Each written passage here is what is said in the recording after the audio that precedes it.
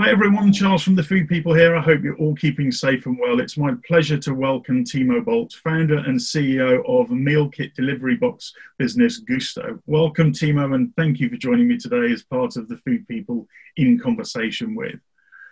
At The Food People, we're very clear about why we do what we do. We're champions of change, driven every day by our intent to shift the future of food and drink by harnessing the power of trends. And in this Conversation With series, it's all about talking to other people, businesses, brands, entrepreneurs, to find out more about why they do what they do, how in their way they're championing change and shifting the future of food and drink. So Timo, welcome. Food kit delivery has been growing at pace in recent years, but this notion of getting food to where people has taken on a whole new meaning and relevance in the COVID era. Can I start by obviously welcoming you, but asking you how you found the last 5 months? It must have been an incredible journey. Yeah, thanks so much for having me on, Charles. Huge pleasure. Yeah, the last 5 months have been, incredibly difficult for everyone. I'm sure. We had obviously COVID impacting so many families economically from a health perspective. It's been hugely scary. So I guess my overarching feeling is gratefulness to the team who have worked so incredibly hard to feed the nation. Our top priority has been team safety. Our second priority was customer satisfaction. And the third one was to create more capacity, given how many more people want to have meal kits at home during this time when they can't leave home. And I'm really, really, really glad to see that we kept the team safe, that we kept customer satisfaction at record high levels. And the team has done, a tremendous job. And I just couldn't be more grateful and humbled by the experience. We have worked with the government to support NHS workers, to support the vulnerable. We have created fast track systems so that we identify vulnerable people and people who work for the NHS to get boxes to them faster. We have worked with charities. We have stepped up our donations. So really, really humbled and proud. It's been relentless. Has worked tirelessly since the beginning of lockdown. We didn't have holidays. We worked 7 days a week. So it's been full on, but yeah, I'm feeling very fortunate and very lucky and very blessed to lead this tremendous team of passionate people. I wanted to ask, so you founded the business in 2012. What I'd really love to hear from you, what your kind of founding inspiration was. What is it that you spotted when you thought there's something out there? I was inspired to start Gousto. What was that? Yeah, a couple of things. My vision has always been the same, to be the most loved way to eat dinner. I never dreamed of being the biggest company in the space, but I really, really wanted to make dinner an amazing experience for families across the UK. And the idea back then I had was pretty much born out of food waste and the evil of food waste. 40% of food is wasted. And, I wanted to create a better way to eat dinner. And I thought there must be some kind of way to take 40% of that food waste out of the system, which obviously is win-win-win, great for customers, great for the planet, and great for the company because we have a margin advantage. Yeah. So that was the initial idea. And the 4 big trends I saw back then, and I still see today, are online, convenience, sustainability, and health. And Gousto nicely ticks all 4 boxes. So there's this seismic shift. And when you look at why Gousto is growing and succeeding, it's that relentless focus on customer satisfaction. We're trading between 70 and 80% NPS score, our proxy for customer satisfaction. That's unheard of. If you look at Trustpilot, we're on 4.5, having 15,000 reviews. That is kind of the holy grail of our success. It's the virtuous circle we're creating. The more satisfied customers are, the better they retain, the more other people they refer. So it's a very, very simple, basic view of the world. It's our secret strategy, our secret sauce. And the faster we can make the flywheel go, the better for customers, the planet, and for everyone. Yeah.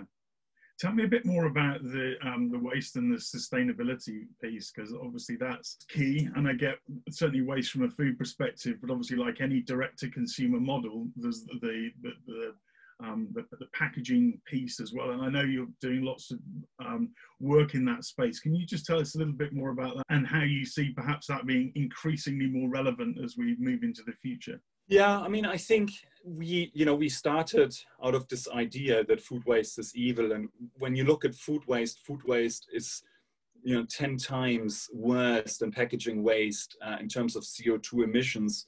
However, we obviously want to do good in everything we do, from using green electricity to recycling and so on. So last year, for example, we set the extremely challenging task of taking 50% of plastic out of our boxes. Yeah. We moved our best people onto the task. They spent thousands and thousands of hours on it. And then over a year, they have actually accomplished it. We have now taken 50% of plastic out of our boxes. We are now working with universities to substantiate the idea that every meal leaves the planet better off.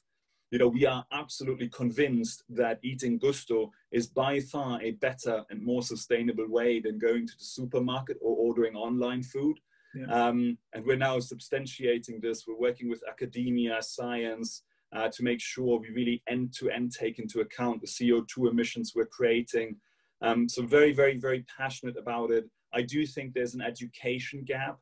I don't think the perception is that ordering stuff that comes in a box is necessarily better for the environment. But factually, if you look at the science, and we're about to show this, so give us a little bit of time. Yeah. It's absolutely true. It's so much better. And the core reason is that if you operate 10,000 supermarkets across the UK, you have to push food into all 10,000 supermarkets. And, half of the salad we use, half of the tomatoes we use are thrown out then because the cost of empty shelves is higher than the cost of waste. Whereas we created a pull system whereby we listen to the customer. And if you, Charles, want to have a box, or if I want to have a box, then our food buyers, buy food straight from the farm. So we have very short supply chain, and we literally only buy what we really need. So the waste element is hugely diminished, and the same holds true for packaging.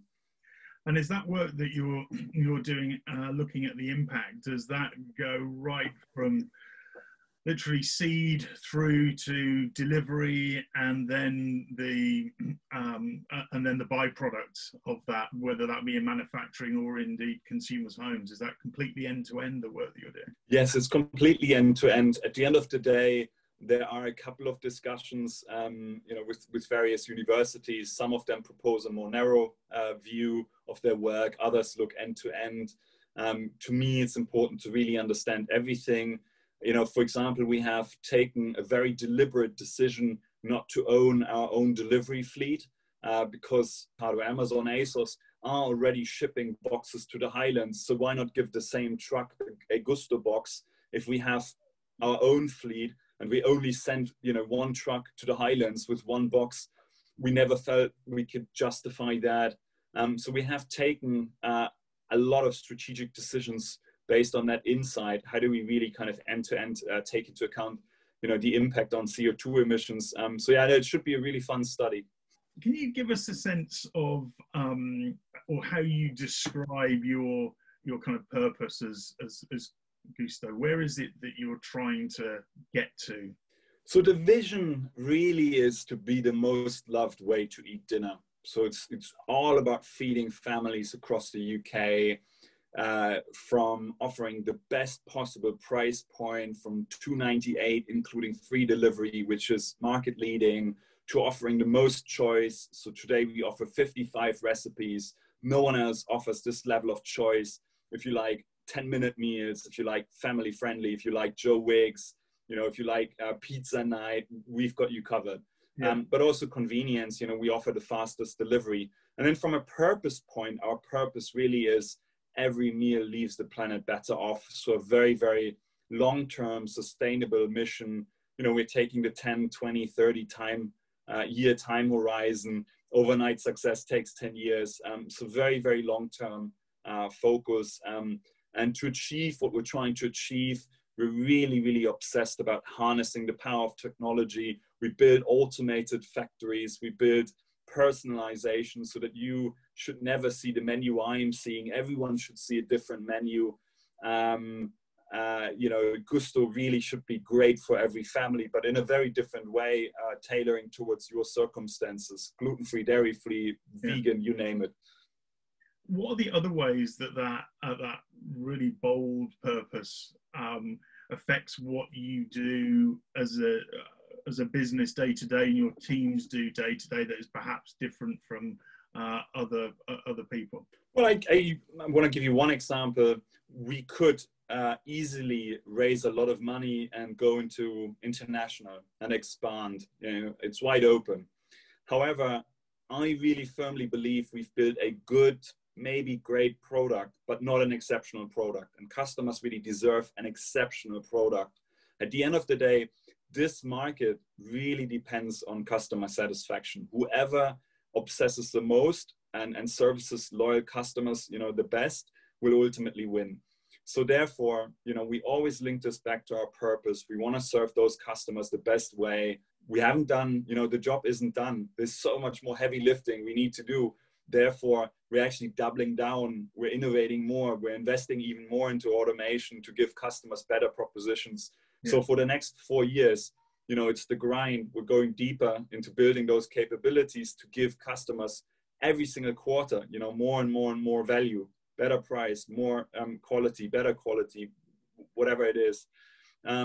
So, and I think if you chase short-term profitability, you might take different choices. You might expand internationally sooner. You might do things differently. You know, all we care about is being the most loved way to eat dinner for customers here. It's clear that information is a key part of your business, just from hearing you talk. So would you describe yourself as a food business or an information business? So I think we are a data company that loves food. I'm a massive foodie. I cook 4 times a week. I started Gousto out of passion for food. You know, I went to the market every day. I designed the recipes myself. I hand delivered boxes. I took cooking classes. But ultimately, if you look at what Gousto does is, you know, we're building such a complex model. There's AI forecasting to ensure the food waste is at the lowest possible level. We use AI to route the boxes in the factory so that we can offer the price point we offer and operate at the lowest cost base. You know, we use AI to personalize the experience so that families really feel like Gousto is for them.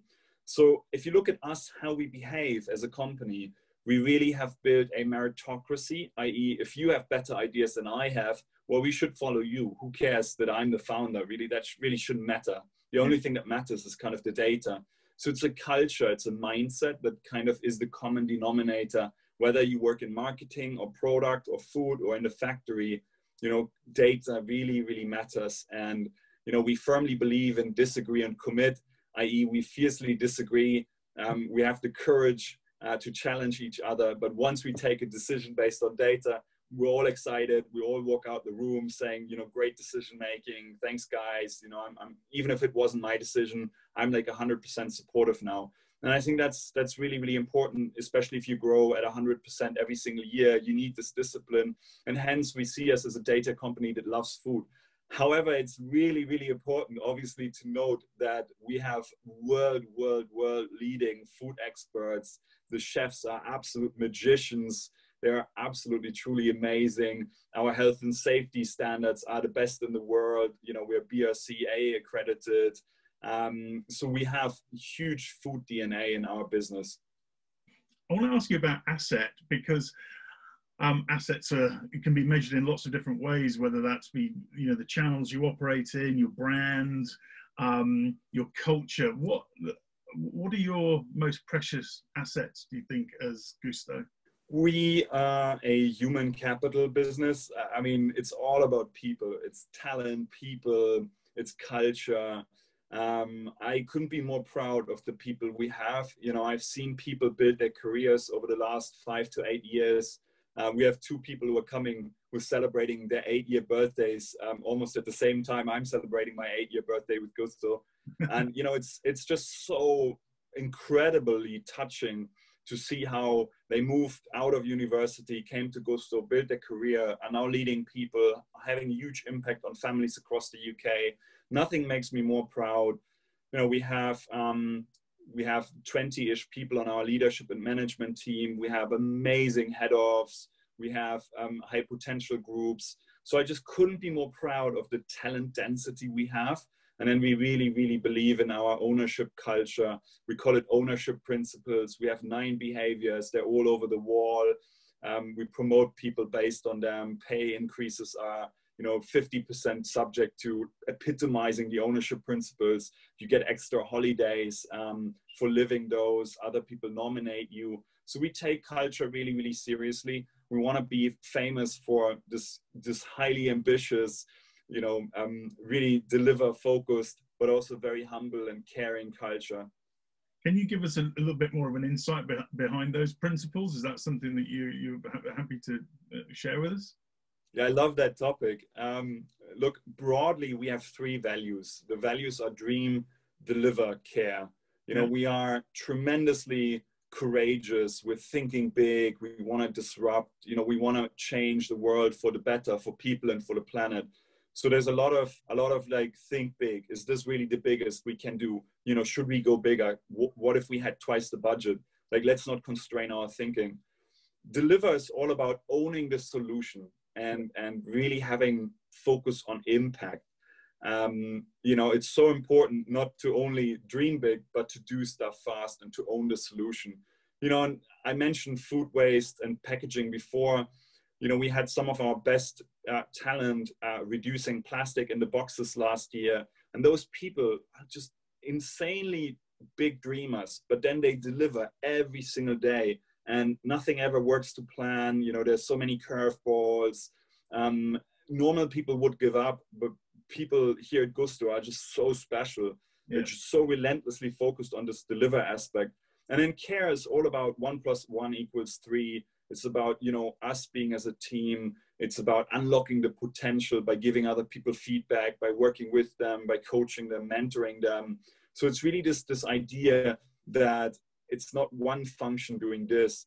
It's all of us collaborating, working together. It's not about this guy being more senior than this lady.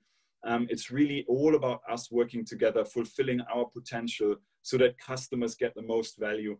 So this is really, really special to us. Those values haven't changed since we started. The articulation, the behaviors under the values have changed marginally. But I'm really, really proud. I think the culture is the killer app we have, and it really differentiates us. We're now close to 1,000 people. So it's a relatively big business where we just announced we're hiring another 1,000 people in the next 12 to 18 months. So all about doubling down on culture and keeping that core advantage. Can I ask what it is that, and I suppose I'm asking as Timo as opposed to Gousto, and I appreciate as a founder, you are a lot of what you believe in as part of the business, but I know from my point of view, the thing that gets me up is about shifting the future of food and drink and making, visualizing future horizons today to inspire businesses and that kind of thing. What is it that at a personal level really motivates you? I wake up and I feel really humbled by the impact we're having on families across the UK. So many households, hundreds of thousands of households are depending on us. And if they have a great, great dinner, they might have more togetherness as a family. They might feel better. They might feel healthier. And that's just really, really special and humbling to me. And then secondly, as I said before, people. I see people grow. I see them unlock their own potential. I see them reach stuff they normally didn't think they could ever reach. And this is enormously, enormously special. What we do is tremendously difficult and hard at times. So it's just an extreme privilege to see this team succeed. And I couldn't be more proud of the team, really. Do you see yourselves, the role that you play in people's homes being that, I don't know, that social glue that brings family together? Are you creating rituals in homes, or do you see yourselves doing that? Yeah, of course. I think Gousto plays a very different role to different families. For some families, Gousto is kind of the fuel that allows them to eat the most healthy diet. and potentially helps them with, I don't know, diabetes or other challenges. For other families, it's all about getting the kids to sit at the table and enjoy the dinner, or maybe getting the kids involved in the cooking. For other families who are relentlessly busy, they really use Gousto because there's no other way to cook this fast. They use our 10-minute meals. So I think there are a couple of key benefits. Togetherness is definitely a big one. We all are so busy in today's world, but it's also about great food and great taste and great quality, and getting the farm to your table, and experiencing new flavors, and enjoying life to the fullest. So giving it some gusto.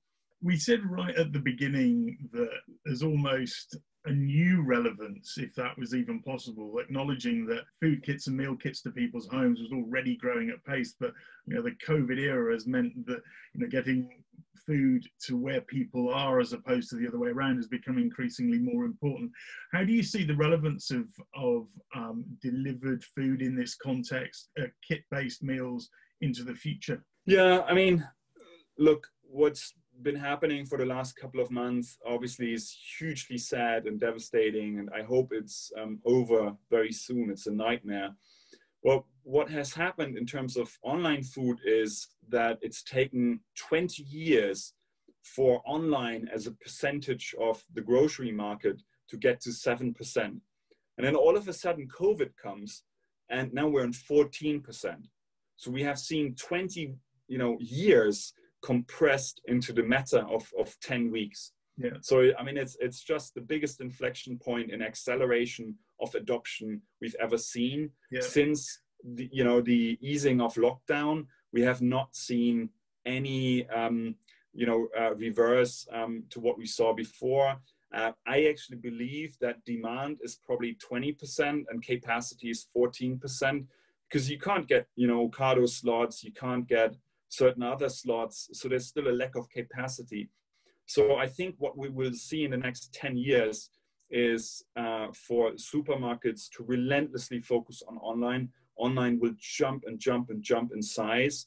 Whoever will focus the most on the customer and capabilities will win in 10 years. So by that logic, the obvious question is Gousto investing fast enough? Are we, should we have 400 data scientists instead of 200 people in the tech team, and so on? But that really, I think that focus on the customer and the ability to invest big times into capabilities foreshadows the customer proposition in 10 years. Yeah. So I'm very positive that, as long as we keep the focus on the customer, we will out-innovate at huge speed compared to anyone else in this market. So yeah, I think customers really, really want this in their lives. It makes life so much better. You look at the customer satisfaction, it's up, extremely. So I think that's the secret sauce and what foreshadows the success in 10 years. What do you see as some of the biggest challenges in food and drink, and within those challenges, where perhaps are some of the opportunities for Gousto? So one of the topics I'm most passionate about is personalized food and personalized propositions, especially around healthcare. Yeah. So if you think about health, for the last 50 years, people have been popping pills, and that's been considered health. For the next 50 years, health is all about fitness, food, mindfulness. So we're at this inflection point where people and their relationship with health is changing fundamentally. So if you look at Gousto today, Gousto is seen as a food company, but in 10 years, Gousto might be seen as a health company. Yeah. Because if we have customization, personalization, we have hundreds of recipes to choose from, and you only see what really matters for you.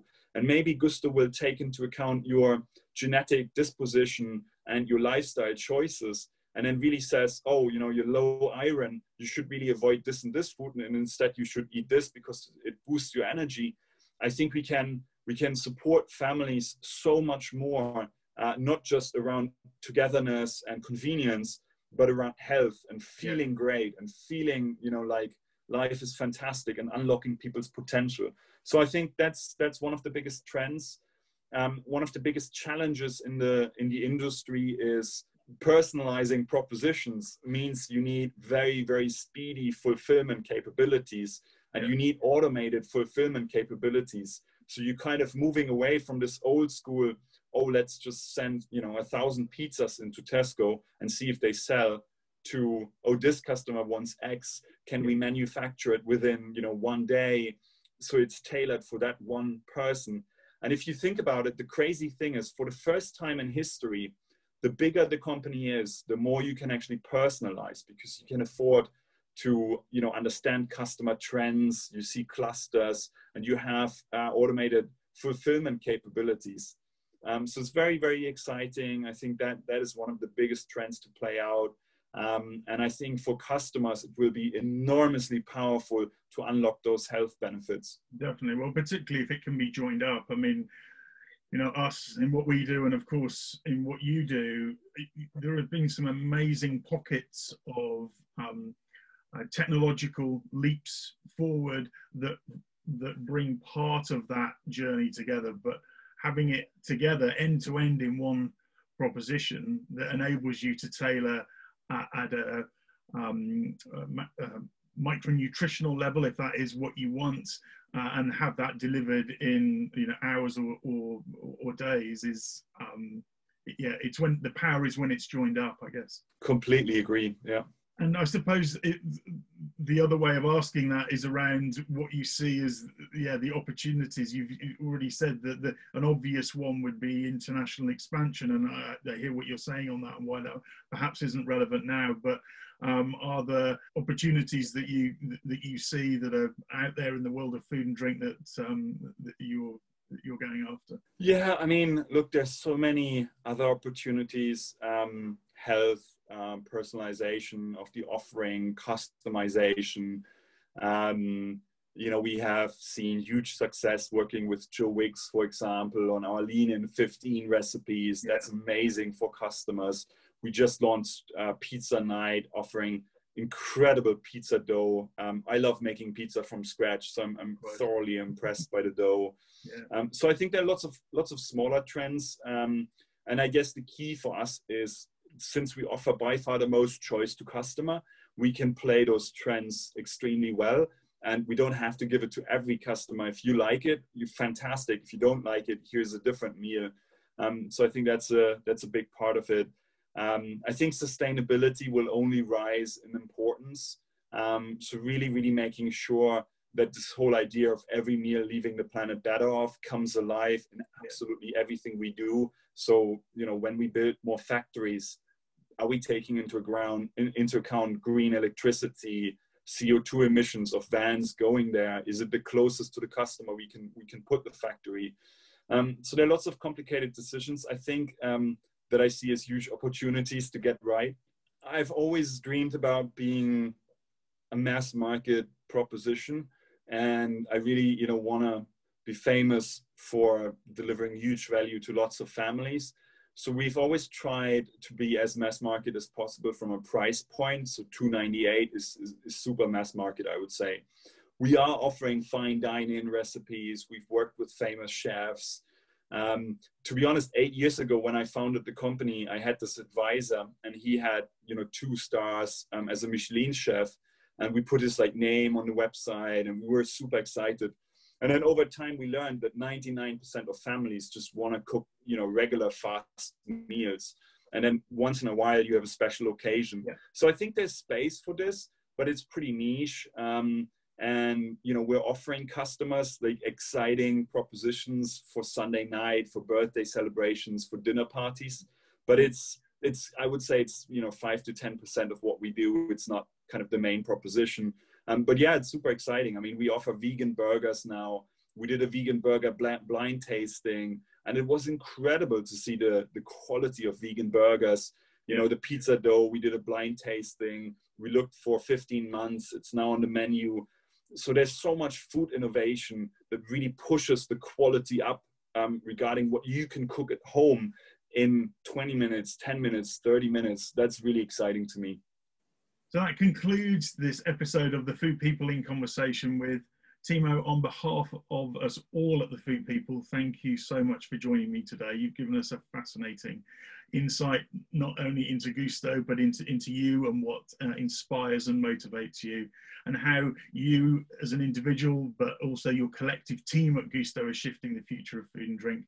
It's been an absolute pleasure to speak to you today. Thank you. Thank you so much for having me. So do join our TFP community for the details of our latest In Conversation With series, as well as the latest free-to-access food trends foresight. Visit thefoodpeople.co.uk and complete your details at the footer of the page. On behalf of Timo and myself, thanks for listening to the Food People In Conversation With. How are you shifting the future of food and drink?